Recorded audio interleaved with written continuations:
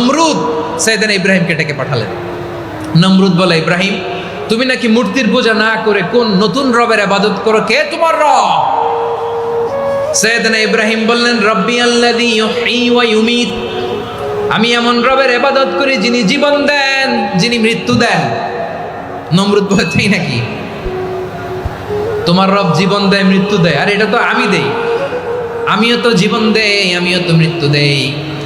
সাইয়েদনা ইব্রাহিম বললেন, কেমন করে তুমি জীবন দাও মৃত্যু দাও, একটু দেখাও তো। নমরুদ জেলখানা থেকে দুজন কয়েদিকে ডেকে আনলো, কয়েদি এনে অর্ডার করলো, একটাকে এখনই শিরোচ্ছেদ, হেড অফ, ডেথ পেনাল্টি, মৃত্যুদণ্ড দেয়া হলো, ফিনকি দিয়ে রক্ত বেরোলো। নমরুদ বলে, দেখো দুজনকে ধরে আনলাম, একজন কয়েদিকে দিলাম ডেথ পেনাল্টি, মৃত্যুদণ্ড, ওরে মৃত্যু দিলাম। আরেকজন যে দাঁড়িয়ে আছে, চাইলে ওরেও আমি মৃত্যুদণ্ড দিতে পারি, কিন্তু না, ওরে আমি দিব না, ওরে আমি বাঁচাইয়া দিলাম, ছেড়ে দিলাম, মানে জীবন দিলাম। দেখো ইব্রাহিম, তোমার চোখের সামনে একজনরে মৃত্যু দিলাম, আরেকজনরে জীবন দিলাম। আপাত দৃষ্টিতে তাই তো, একজনরে তো জীবন দিল, আরেকজনরে মৃত্যু দিল।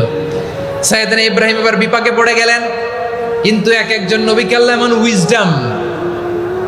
এমন উইজডম বিচক্ষণতা দিয়ে এই জমিনে পাঠিয়েছেন, মুহূর্তের মধ্যে আল্লাহর খলিল ইব্রাহিম বললেন, ফাইন্নাল্লাহা ইয়াতি বিশ-শামসি মিনাল মাশরিকি ফাতি বিহা মিনাল মাগরিব ফাবুহিতাল্লাযী কাফার। আল্লাহর খলিল ইব্রাহিম বললেন, নমরুদ বুঝলাম তুমি জীবন দাও মৃত্যু দাও দেখলাম, কিন্তু আমার রব, আমার আল্লাহ প্রতিদিন সকালবেলা উষা লগ্নে ওই পূর্ব দিগন্ত থেকে সূর্যটাকে উদিত করেন, সাঁঝের বেলা, বিকেল বেলা, কুথুরি লগ্নে, সন্ধ্যা বেলা ওই দ্বিপ্রহরের জলে সূর্যটাকে পশ্চিম দিগন্তে ডুবিয়ে দেন। মানে সকালবেলা পূর্ব দিক থেকে উদিত করা সূর্যটাকে পশ্চিম দিকে বিকেলে তিনি ডুবিয়ে দেন। তুমি যদি পারো ওই সূর্যটাকে পশ্চিম দিক থেকে উদিত করে পূর্ব দিকে ডুবিয়ে দাও। সুবহানাল্লাহ পড়বেন না? দেখেন, ইনস্ট্যান্ট ইন্টেলেক্ট, মুহূর্তে বিচক্ষণতা, উইজডম কাকে বলে? নমরুদ পারবে? নমরুদের বাপ পারবে? ওর দাদা, ওর 14 গোষ্ঠী, গোটা বিশ্বের সব ক্ষমতাধর রাষ্ট্রনায়করা একসাথে হলে পারবে?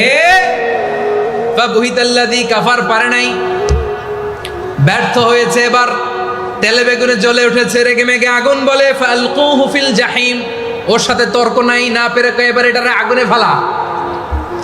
বিশাল বিশাল গাছ কেটে লাকড়ি এনে আগুনের কুণ্ডলি বানানো হলো, দাও দাও দাও দাও করে আগুন জ্বলে। আল্লাহর খলিল ইব্রাহিমকে আগুনে নিক্ষেপ করা হবে। আল্লাহর খলিল সাইয়েদনা ইব্রাহিমের হাতের মধ্যে রশি দিয়ে টাইট করে বাঁধা হলো, পায়ের মধ্যেও টাইট করে রশি দিয়ে বাঁধা হলো। আল্লাহর খলিল ইব্রাহিমকে আগুনের কুণ্ডলির মধ্যে ফেলা হবে। ওমিয়া, আপনি যে বিপদের কারণে ভয় পান, হতাশ হন, এটা কোনো বিপদ ওনার বিপদের সামনে? পটুয়াখালী আওয়াজ করে বলুন, সাইয়েদনা খলিল ইব্রাহিমের বিপদের সামনে আমাদের বিপদগুলো কোনো বিপদ? এটা কোনো বিপদই না, এটা কোনো বিপদই না। হাত পা বেঁধে টাইট করে নিক্ষেপ করা হবে, সিম্পলি ফেলা যাবে না, কারণ দাও দাও করে দ্য ব্লেজিং ফায়ার, এমন আগুনের কুণ্ডলি, কাছে যাওয়া যায় না, আগুনের উত্তাপে নিক্ষেপ করা হবে। হাতে রশি বেঁধে, পায়ে রশি বেঁধে আল্লাহর খলিল ইব্রাহিম আলাইহিস সালামকে আগুনের মধ্যে নিক্ষেপ করা হবে। আহা, এটার বলে অগ্নি পরীক্ষা।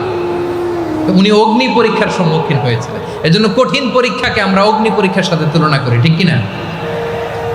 সাইয়েদনা জিবরাইল এসে বললেন, ও আল্লাহর খলিল, ওরা তো আপনার হাতও বেঁধে ফেললো, পাও বেঁধে ফেললো, নড়াচড়ার সুযোগ নাই, বলেন আমি জিবরিল ফেরেশতা আপনার জন্য কি করতে পারি? আল্লাহর খলিল ইব্রাহিম বলেন, ও জিবরাইল, তোমার কাছে আমার কোনো চাওয়া পাওয়া নাই। সুবহানাল্লাহ বলেন, তোমার কাছে বলার কিছু নাই, তোমার সাহায্যের আমার দরকার নাই। সাইয়েদনা ইব্রাহিম আলাইহিস সালামকে হাতে পায়ে রশি বেঁধে, হাত পা বাঁধা অবস্থায় জ্বলন্ত অগ্নিকুণ্ডে যখন নমরুদের দলবল নিক্ষেপ করবে, আল্লাহর খলিল কিভাবে নিজেকে আল্লাহর কাছে সঁপে দিয়েছেন, পটুয়াখালীর ভাইরা খেয়াল করে শুনুন। হাত পা বেঁধে আল্লাহর খলিলকে যখন নিক্ষেপ করা হবে, তিনি মুখ ফুটে বলে ফেললেন, হাসবুনাল্লাহু ওয়া নি'মাল ওয়াকিল। ওয়াকিল, আমার জন্য আল্লাহই যথেষ্ট, আমার জন্য আল্লাহই যথেষ্ট। তিনি আমার সবচেয়ে বড় গার্ডিয়ান, তিনি আমার সবচেয়ে বড় অভিভাবক। জিব্রাইলের সাহায্যে রফারকে ফিরিয়ে দিলেন। দুনিয়ার বুকে কারো কাছে কিছু বলেন নাই, মুখ ফুটে বলেছেন হাসবুনাল্লাহ। ও আমার পটুয়াখালীর প্রাণের ভাইয়েরা, খেয়াল রাখবেন, কোনো বান্দা তার হাতে থাকা সব চেষ্টাটুকুন করার পরে মুখ ফসকে মুখ দিয়ে যখন বলে ফেলে হাসবুনাল্লাহ, বান্দা যখন হাসবুনাল্লাহ বলে ফেলে, ওই ব্যাপারটা ডিল করার দায়িত্ব স্বয়ং আল্লাহ আরশের উপর থেকে নিয়ে নেয়। আপনি যখন বলে ফেলবেন হাসবুনাল্লাহ, এটা ডিলিং করবে কে তখন? চিল্লায় বলেন না, তিনি কে? বান্দা তার সাধ্যের সবটুকু চেষ্টার পরে নতজানু হয়ে যখন বলবে হাসবুনাল্লাহ, আল্লাহ তুমি আমার জন্য যথেষ্ট, নি'মাল ওয়াকিল, তুমি আমার শ্রেষ্ঠ অভিভাবক, তখন তার কি দরকার না দরকার এটা ডিল করে স্বয়ং আল্লাহ। নিক্ষেপ করা হলো সাইয়েদনা ইব্রাহিমকে অগ্নিকুণ্ডলিতে। হাজার হাজার মানুষের দৃশ্য দেখার জন্য জড়ো হয়েছে এরকম বিশাল ময়দানে। কিন্তু কি অবাক করা ঘটনা, সবাই ভয় পাচ্ছিল, না জানে কি হয়ে যায়। আল্লাহর খালিলকে যখন আগুনের কুণ্ডলিতে নিক্ষেপ করা হয়, আল্লাহর খালিল ইব্রাহিম আগুনের কুণ্ডলের মধ্যে বসে বসে মানুষগুলোর দিকে তাকিয়ে হাসতে শুরু করে দেয়। কারণ আকাশ থেকে রব্বুল আলামিন স্পেশাল ভার্ডিক্ট নাজিল করেছেন, স্পেশাল হুকুম জারি করেছেন, কুল্লা ইয়া নারু কুনি বারদান ওয়া সালামান আলা ইব্রাহিম। ও আগুন খবরদার, সৃষ্টির শুরু থেকে তোকে একটা ধর্ম আমি বাতলে দিয়েছিলাম, তোর ধর্ম, আগুনের ধর্ম হলো যা পাবে জ্বালিয়ে সারখার করবে। আল্লাহ বলল, আগুন তোর ধর্ম দিয়েছিলাম, তুই সব জ্বালিয়ে পুড়িয়ে সারখার করে দিবি, কিন্তু ক্ষণিকের জন্য আমি তোর জ্বালিয়ে দেওয়ার ক্ষমতাটাকে কেড়ে নিলাম, জ্বালিয়ে ভস্ম করে দেওয়ার ক্ষমতা আমি কেড়ে নিলাম। কুনি বারদান, ঠান্ডা হয়ে যা, কিন্তু এত বেশি ঠান্ডা হবি না আবার আমার ইব্রাহিমের জন্য সর্দি লেগে না যায়। সুবহানাল্লাহ, এত আসতে বললে হবে?